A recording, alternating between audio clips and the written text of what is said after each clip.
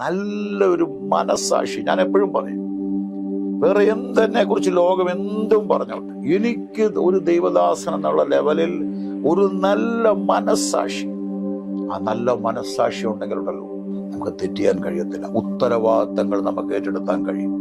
നല്ല മനസ്സാക്ഷി ഉണ്ടെങ്കിൽ നഷ്ടപ്പെടുന്ന ആത്മാക്കളെ കുറിച്ച് നമുക്ക് ഭാരമുണ്ടായിരിക്കും.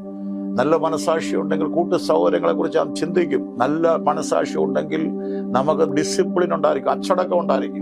നല്ല മനസ്സാക്ഷി ഉണ്ടെങ്കിൽ നോ എന്ന് പറയുന്നിടത്ത് നോ എന്നും ഏസ് എന്ന് പറയുന്നിടത്ത് ഏസ് എന്നും പറയാൻ നമുക്ക് കഴിയും. അയ്യോ സാരമില്ലയോ, നമ്മുടെ ആളല്ലയോ, സാരമില്ലയോ എന്ന് നമ്മൾ പറയത്തില്ല.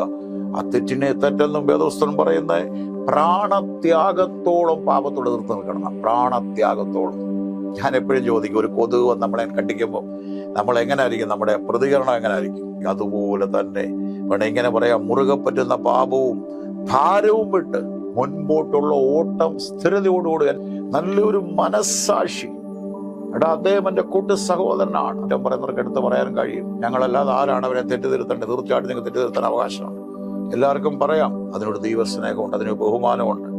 എടാ പോടാ വാടാ എന്നൊക്കെയുള്ള വിളികളും. പക്ഷെ ഞാൻ പറയാം, ജഡത്തിൽ നീ വിതച്ചാൽ ജഡത്തിൽ നാശം പോയി, ആത്മാവിൽ നിത്യജീവൻ.